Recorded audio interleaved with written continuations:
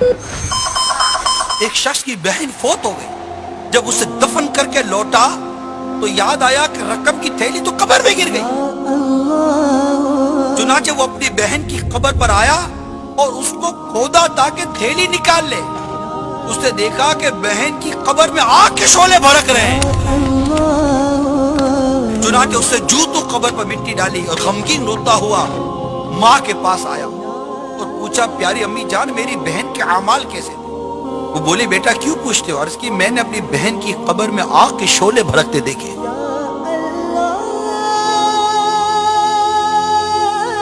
یہ سن کر ماں بھی رونے لگی اور کہا، افسوس افسوس، 100 کروڑ افسوس، تیری بہن نماز میں سستی کیا کرتی تھی، نماز قضا کر کے پڑھتی تھی، ہم لوگ سستیاں کرتے، ایسے احساسات پیدا ہی نہیں ہوتے۔ اگر میں اسی طرح نماز قضا کرتا ہوا گناہ کرتا کرتا میں مر گیا، میرا بنے گا کیا؟ اگر مجھے قبر میں ڈال دیا گیا اور قبر کی دونوں دیواریں مل گئی اور میری پسلیاں ٹوٹ کر ایک دوسرے میں پیوست ہو گئی، میرا بنے گا کیا؟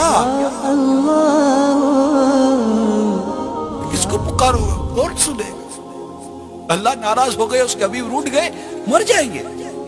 یہ مت سوچئے کہ کل کروں گا، پرسوں کروں گا، بھی ٹائم بہت، ارے کس کے پاس ٹائم ہے؟ ٹائم کسی کے پاس بھی نہیں ہے۔ موت کبھی بھی آ جائے، موت عمر دے کر نہیں آتی، موت وقت دے کر، وقت آیا موت آ گئی۔